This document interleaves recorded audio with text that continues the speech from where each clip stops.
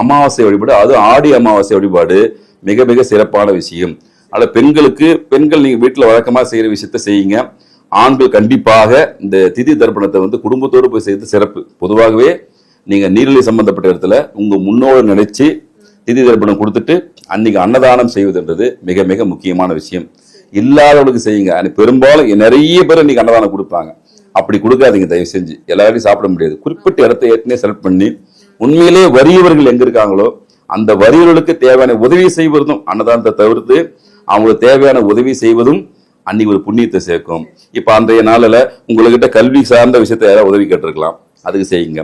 திருமணம் சார்ந்த உதவி யாராவது கேட்டிருக்கலாம், அதுக்கு செய்யுங்க. உடை சார்ந்த விஷயத்துக்கு யாராவது கேட்டிருக்கலாம், அதுக்கு செய்யுங்க. ஏற்கனவே குறிச்சு வச்சுங்க. உங்க பொருளாதார தேவை எந்த அளவுக்கு இருக்கோ கடன் வாங்கி செய்யாதீங்க.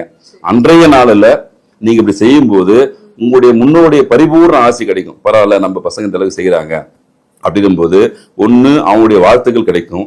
ரெண்டாவது இந்த மனித பிறையோடு இருக்கிற நீங்க உதவி செய்யக்கூடிய இவங்களும் உங்களை வாழ்த்துவாங்க. 2 in 1 அந்த விஷயம் அமையும். அதனால ஒண்ணு அன்னதானம் கொடுங்க, வறியவர்களுக்கு உதவி செய்யுங்க. முன்னோருடைய ஆசையை பரிபூர்ணமாக பெறக்கூடிய ஒரு நாள் தான் ஆடி அமாவாசை தர்ப்பணம் என்பது.